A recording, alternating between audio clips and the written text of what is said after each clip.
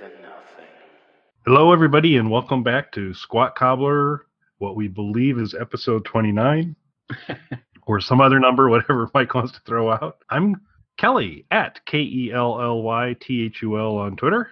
I am Mike, at Official Pagan on just about everything. And we're going to try and do a short show today, folks. We are. We're going to keep it really short because we got a lot of stuff to do. But if you don't mind, can I take one quick minute just to explain something? Absolutely. So the other night we did our first ever Assault and Battery with a guest with Mr. Vex X of the band Starscream. And he mentioned something in the beginning that, I mean, I was aware of it when we did it, but I feel like now needs a quick disclaimer because I listened to that episode back. I walk every night, and on my walk, I listen back to that episode. I just want to make it abundantly clear to everybody, I did not molest a priest when I was in school. So I don't know how that didn't really, obviously I heard him say it, but it didn't really click with me until I listened to it back. Did not molest a priest. Specifically, what he was talking about was one of the high schools that I attended, because I bounced around to many different schools, because now I feel like I do need to tell the story really quickly. I bounced around to a lot of different schools, all Catholic schools, a Baptist school, and one public school. One was a all-boys Catholic high school, and that was my freshman year of school, and they did testicular cancer screenings, which is an important thing, and they should do that at schools. But always the showman, I decided to make it weird and uncomfortable for everyone. Shocker. Totally stunned to hear that. So what they would do is they would usher you in groups of, say, 10 kids at a time into the nurse's office. There was a doctor there, and there was a privacy screen. So one kid at a time would go behind the privacy screen with the doctor. He would check you out. There was a priest waiting in the room, and the nurse was waiting in the room on the other side, along with the other kids on the other side of the privacy screen. The privacy screen, however, was not tall enough to completely block you. I'm not an unusually tall guy. I'm just over 6 foot tall. That's a little tall, but it's not crazy. I'm not like our friend Dylan, who's 9 feet tall. Nothing like that. Yeah. So the privacy screen only came up to I want to say it just below your chest, into your stomach area, I want to say.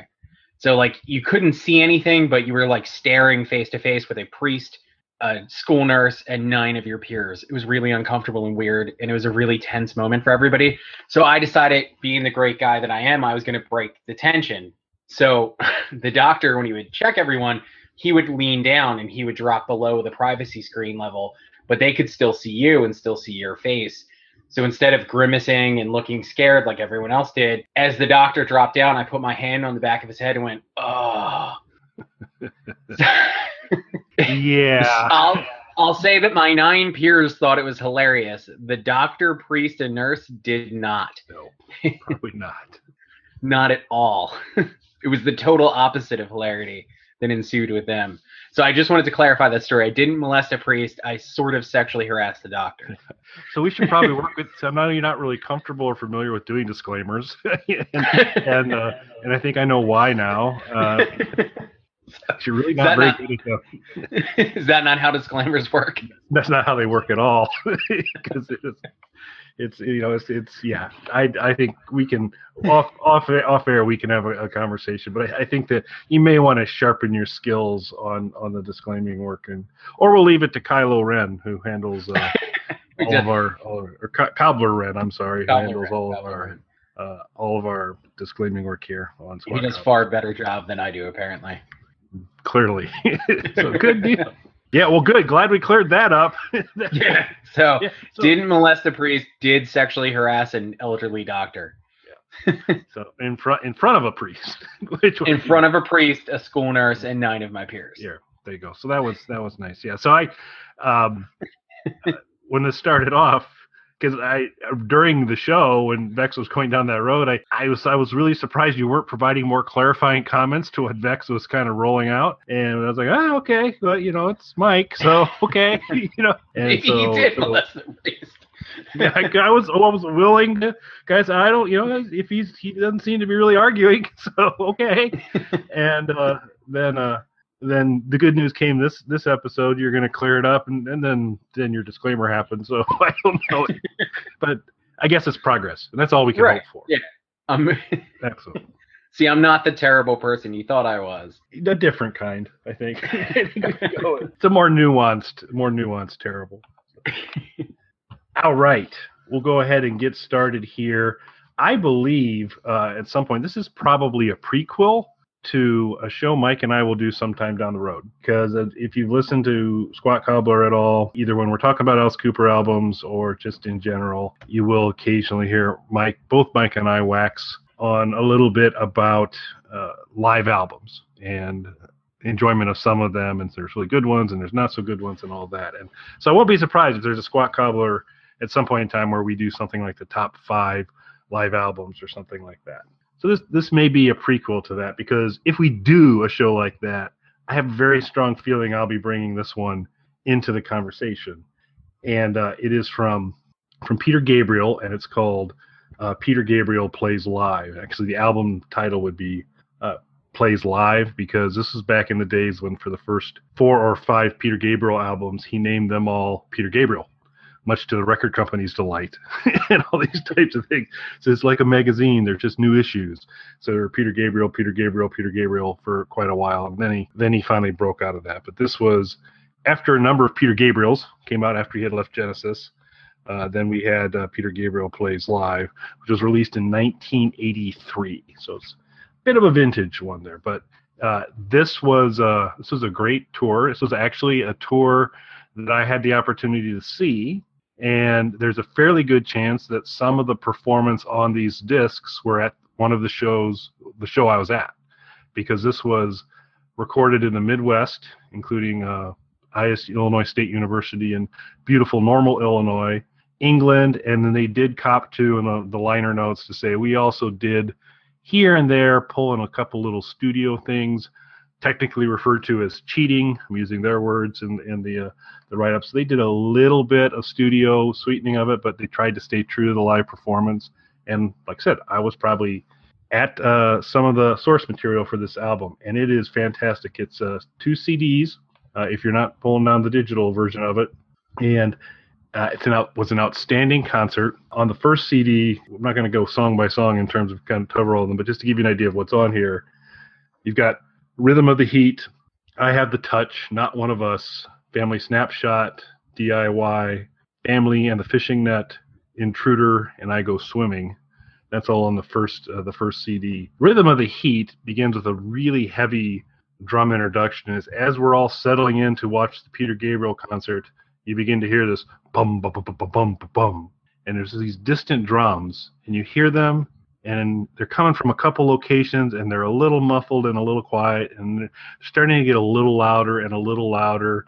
The stage is starting to light up, but there's nobody on the stage, and you're still hearing these drums.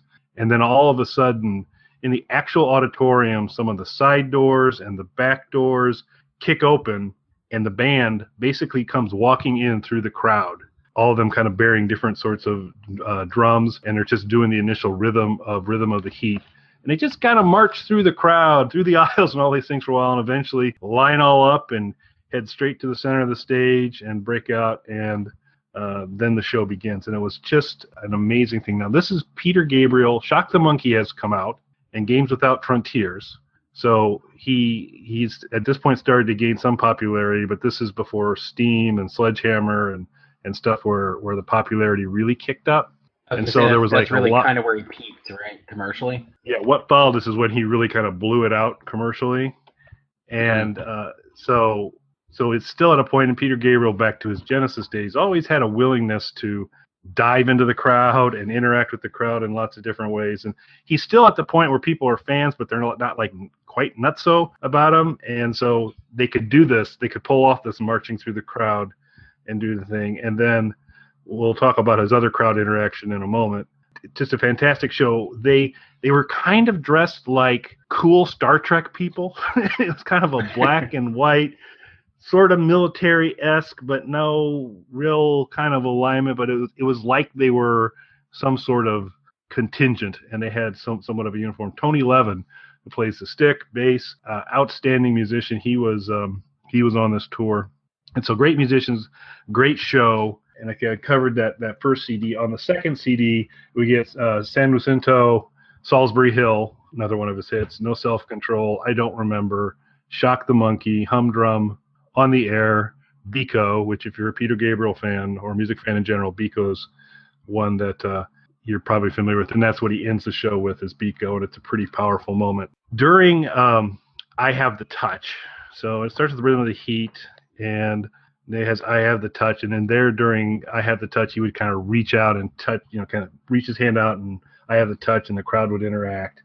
But as we get into the second, like a faith healer, yeah, kind of like that. Then he eventually, later in the concert, the music just continues to play, and all of a sudden he kind of looks out the crowd and he starts walking towards the front of the stage. And the theater that I saw him at had basically kind of theater seats, so these are anchored seats that kind of run all the way through the auditorium. He had built enough of a ramp up that he could basically walk down to the front row, and then proceeded to step on the backs of the chairs and walk right down the middle of the auditorium on the backs of the chairs. And he's got his hands out, steadying himself on the people. And everybody's going nuts. He's got a wireless mic. He's still singing the song. And this is on Lay Your Hands on Me. And then as he gets almost to the back of the auditorium, he simply lays back, and the crowd hands him back up to the stage, which is good teamwork from an audience standpoint. And pretty amazing thing to watch. But that's before you get famous. I saw him again a couple years later after he got hit. He didn't make it 2 feet from the stage before they had to kind of pull him back onto the stage because people were trying to rip all the stuff off. But it was a fascinating crowd interaction show. The music is outstanding. If you're a Peter Gabriel fan, you know a lot of the songs I just kind of talked about there.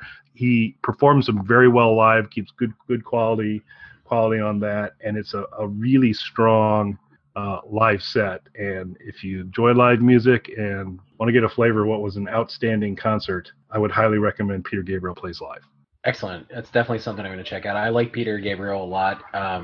I've never delved into his catalog the way that I do, say, Alice and Black Sabbath and that kind of stuff. So this is an album I've never heard before. And obviously I recognize nearly all the songs, if not all the songs that you mentioned being in the track list. So I love live albums, as you said. And this might be, again, a little bit of a prequel to what we're going to do. So you mentioned how some of the songs were pulled from different sources and maybe a little bit of studio cleanup and stuff like that. So for you, for a live album, should a live album be sourced from a single show or multiple shows? And what do you think about using overdubs?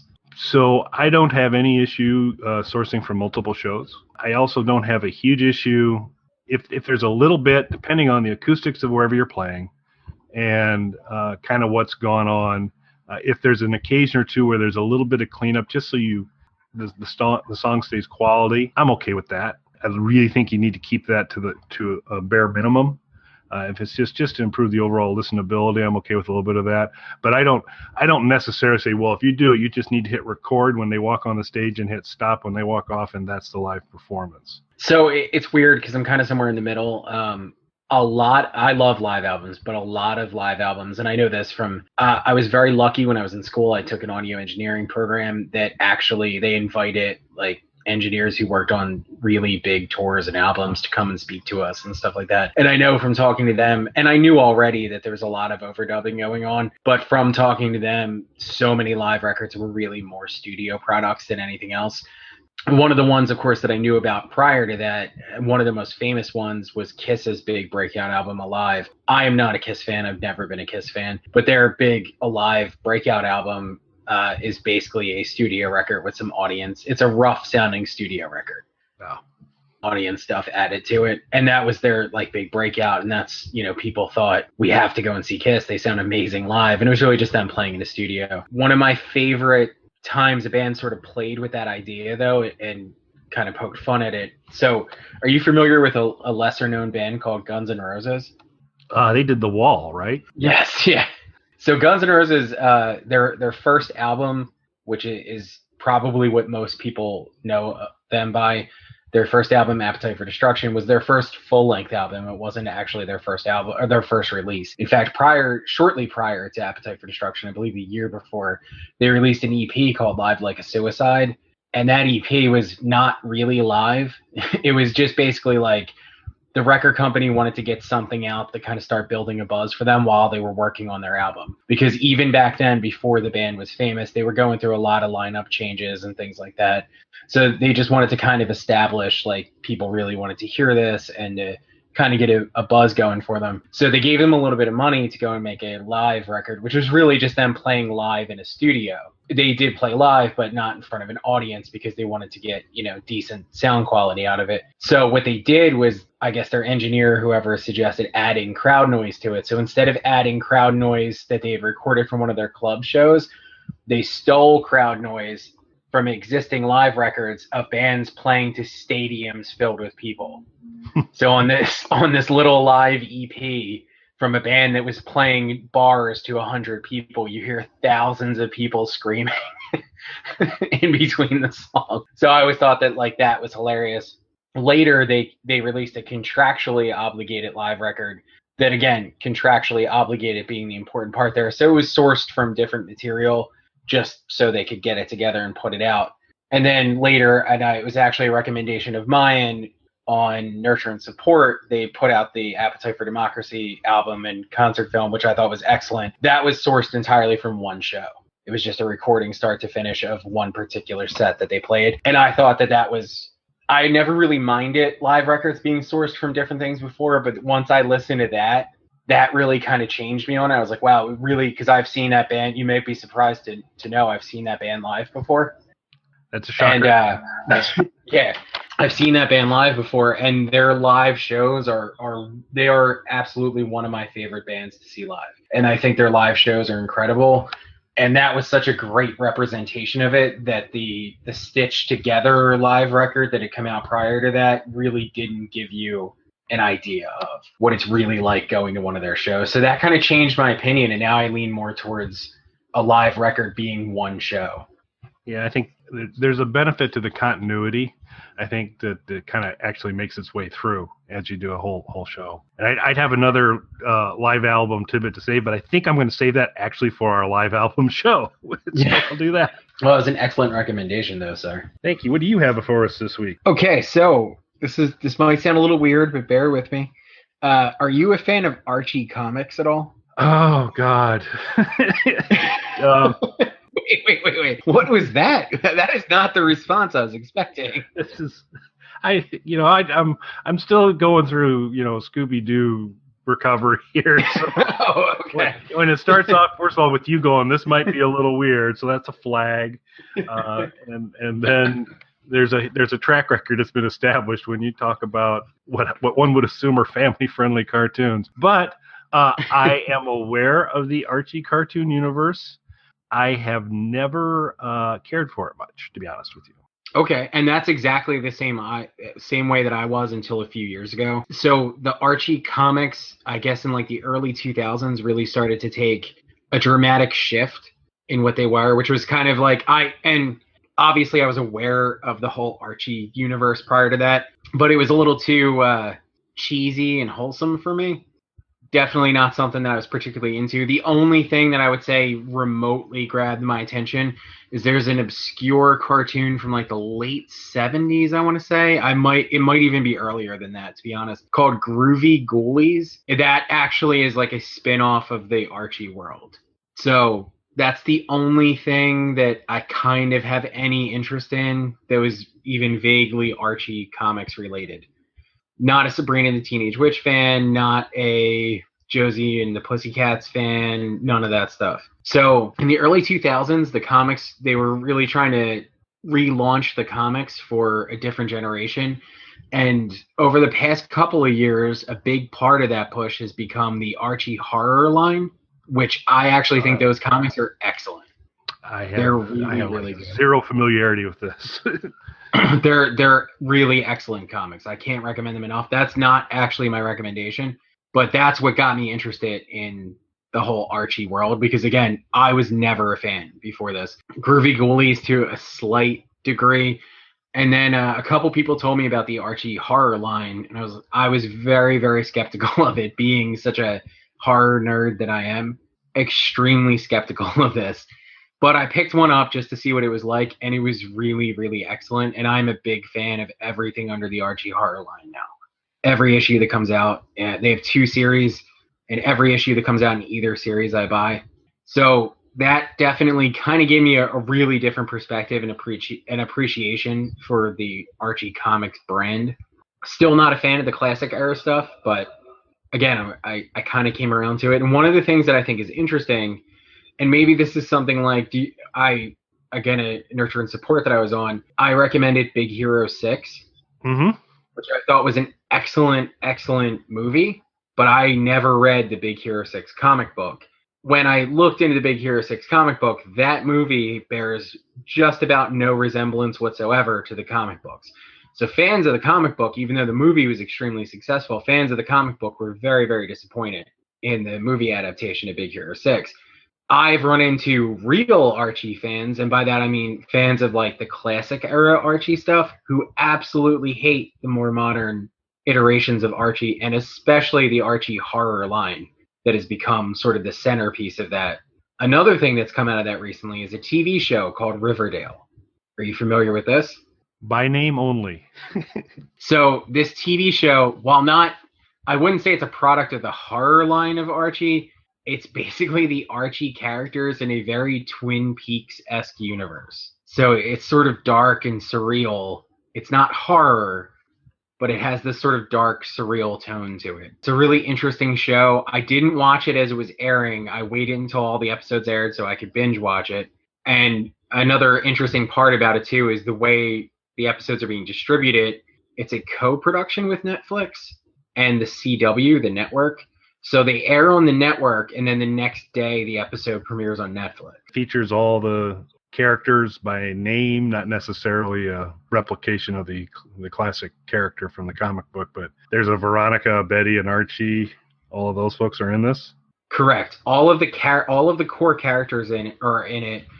Everyone you just named, Josie and the Pussycats, everyone. The only character, well, I don't want to give any kind of spoilers, so I'm not going to any pads with that. But all of the classic characters are in there. But again, just like with the horror line, interpret it in a very different way. And what I was getting at before, like with the Big Hero 6 thing, is I've run into people who are not fans of this sort of modernized, darker reinterpretation of the Archie universe. I love it, but I can completely understand their point of view at the same time, because if I were a fan of it, I probably wouldn't like this stuff.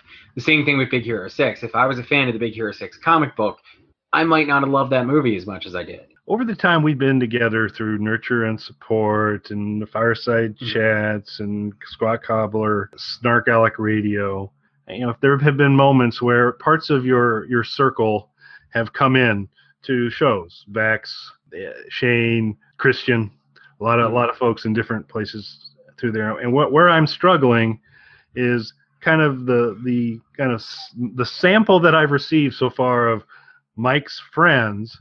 When you say the sentence, I have some of my friends are really big classic Archie fans, I'm hard pressed to connect a dot to anybody that I've met to go, I bet you that's one of them. Because, like, for instance, I'm going to go out and say, I don't think Vex X is a big Archie's classic comic fan, if I were to guess. You know what? I've never discussed it with him. Vex, the only thing sort of in the whole, like, sort of nerd culture that we both love that he is really deeply embedded in is Star Wars. Yeah, I just don't see where Archie fits in any of that. But No. The person or people that I have in mind are not people that you've met before. Okay, clearly. And not just there is one person in particular, but not just them. I've run into other, like, comic fans in general who've come up to me and be like, oh, what are you reading? And I'll say Archie, and they'll start talking about the classic stuff. I'm like, no, not that garbage. The Archie horror line. And here's the thing, though. This is what's funny about it. Like, if I was in their position, I would feel exactly the same way, because I get all fanboy and protective over the things that I love. And when they're reinterpreted or remade in some kind of way, I hate it. I hate it just because it changes the thing that I love. So I completely get it. But I don't like that stuff. This stuff is awesome. So fuck you guys. Yeah. Riverdale's a good show. It depends, because it's like Battlestar Galactica. I was a fan of the original Battlestar Galactica, which is a much different deal than the second Battlestar Galactica, but I ended up enjoying it. But oftentimes, if you did whatever the original was, I could see where sometimes it's a bridge too far to go to the modernized version. So. Oh, and I can completely see that. I have never been a fan of the classic Archie stuff. I am aware of it, though. I have read various Archie comics over the years, so I'm aware of what it is. I'm aware of what the tone is. Believe me, if you picked up, especially one of the Archie horror comics, it is a completely different experience. The only connecting thread is the names of the characters and the sort of vague structure in which their world takes place, like who they are in relation to each other. Beyond that, storyline-wise, they have very little in common. And Riverdale, which is my actual recommendation, while that is not a horror show, it is dark, and it hints at some sort of surreal moments here and there. It's almost like Archie interpreted by David Lynch. Well, there's a sentence I didn't expect to hear today, so that's good. And not porn, so just in case you were afraid Archie porn was coming, although now I do think this is a worthy Google search. Everybody for homework should see if there's Archie porn. I gotta think the answer to that's yes. Just there would have to one would think. We'll leave that to our listeners to decide if they want to explore that further. If you want to explore Archie porn further. Yeah, that's on your own time. Social media rec-wise, I do have one for this week, and I'm actually very enthusiastic to see what this is all about. On June 14th on the Sci-Fi Network, a new series is going to premiere.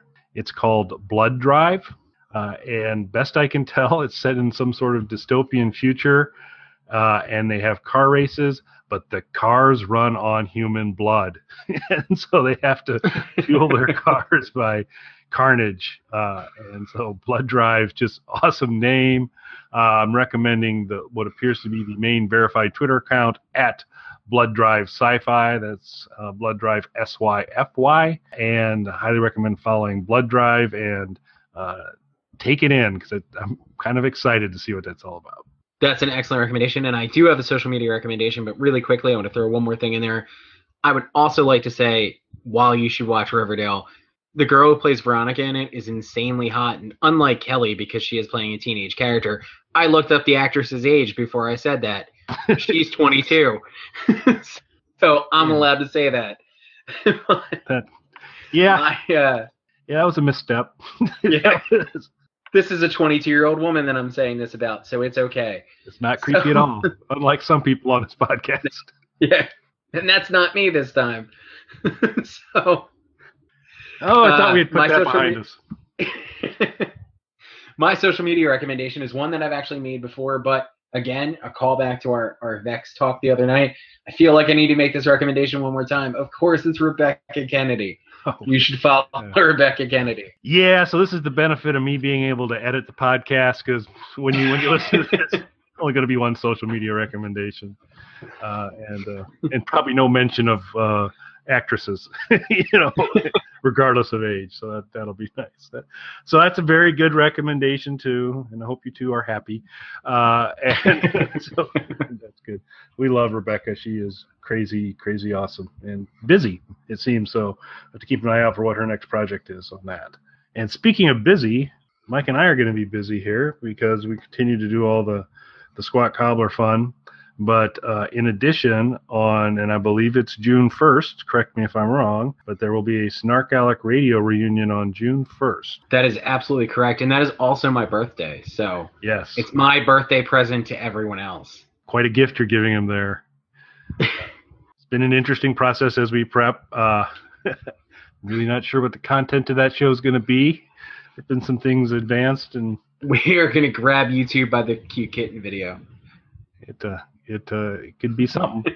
So if you were a fan of Snarkalic Radio or want to listen to something to allow you to complain to the FCC, I'd recommend tuning in June 2nd. That'll be on Tony Solo's YouTube channel, and certainly Mike and I and Tony will be throwing out links. Dylan is going to join us as well. And so that's coming up on June 1st. So hope you folks, and that'll be live. So that'll be dangerous, and we'll it'll be live. It'll be my birthday, so there's no chance I'll be sober. It's gonna be great. Yeah, it's gonna be a thing, that's for sure. But looking forward to it. It'll be fun to kind of get that crew back together, and we'll do a little Snarkalic Radio. So catch that on June 1st. And with that, I think we are done with this episode. Unless you have anything to add. Nope. Okay. Well, thanks for listening, everybody, and we will catch you next week. Bye-bye. And there's a lot of Scooby-Doo porn in general that I didn't know existed until the last couple weeks. You must be so proud. I'm just proud of myself that I got through my entire recommendation without using any objectionable language. Okay. Want to be cool like Alice Cooper, do coke.